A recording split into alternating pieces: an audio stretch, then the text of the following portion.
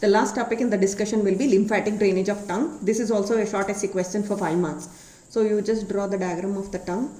So this is the tip. So this is in median line, sulcus terminalis, anterior 2/3, posterior 1/3.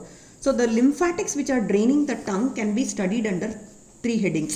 Apical set, so that is coming from the apex, then marginal set, so that is coming from the margins, then the other one is the central set, so that is coming nearer to the median plane. So central set here, then marginal set here, and then the apical set here.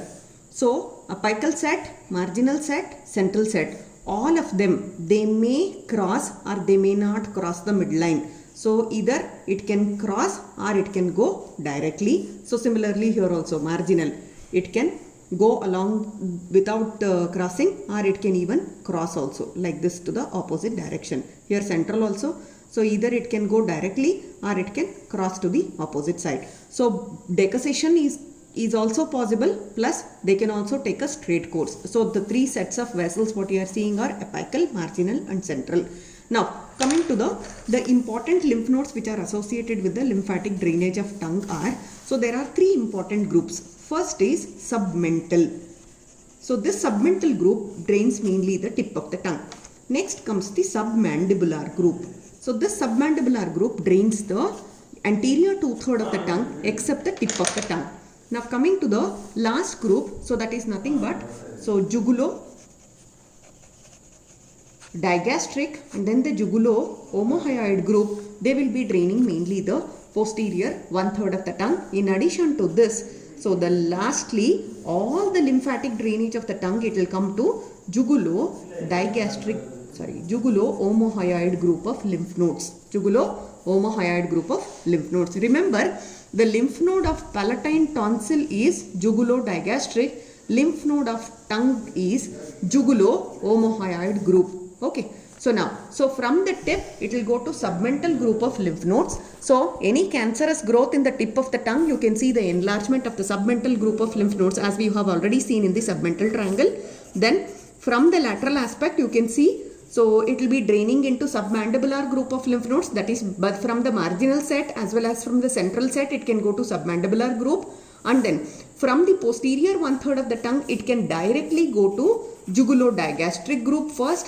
And then finally, the lymphatic drainage from all these 3 sets, it will come to jugulo-omohyoid group of lymph nodes. So that's why jugulo-omohyoid group is called as the lymph node of the tongue. So whether it is from submental or from submandibular or from jugulo-digastric, all these 3 sets will finally drain into jugulo-digastric group of lymph node. Jugulo-omohyoid group of lymph node. That's why this is called as lymph node of the tongue. So any cancerous growth in the tip of the tongue, enlargement of submental group of lymph nodes. Any cancerous growth in the anterior 2/3 of the tongue, whether it is in the midline or along the lateral margin, enlargement of the submandibular group.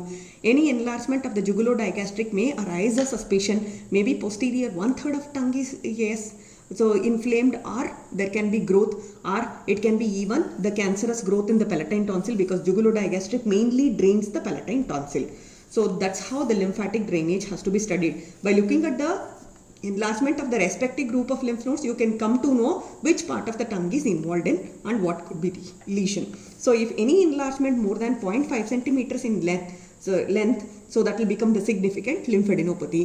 So finally, all the lymphatic drainage will be coming to jugulo-omohyoid node. Coming to the applied anatomy, so there can be congenital anomalies. So in that congenital anomalies, it would have been already discussed in the bronchial apparatus. I'm not going to say much. So you have got ankylosing, that is otherwise called as tongue tie.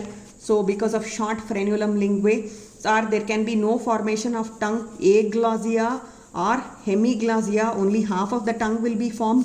Okay, so all these are some congenital malformations. Plus, if the thyroglossal duct, which is supposed to come down and form the thyroid gland, if it is not forming the thyroid gland after coming down, so rudimentary thyroglossal duct, so it can even form thyroid within the tongue itself, that will be called as lingual thyroid.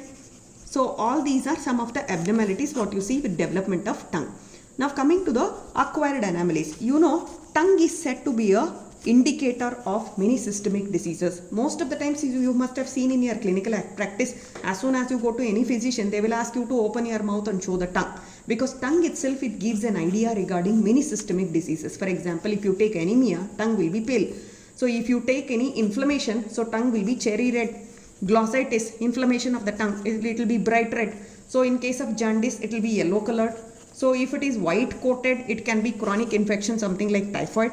So it is an indicator for many general diseases. Now other than this, coming to the diseases which are pertaining to tongue, what you see is glossitis, that is inflammation of the tongue. Then other important thing what you are supposed to know is cancerous growth in the tongue. So mainly the cancerous growth in the tongue, it is commonly seen in tobacco chewers. So that you know. So if it is involving the tip of the tongue, there will be enlargement of submental group, or anterior 2/3 submandibular, or posterior 1/3 there can be enlargement of jugulo-omohyoid group of lymph nodes.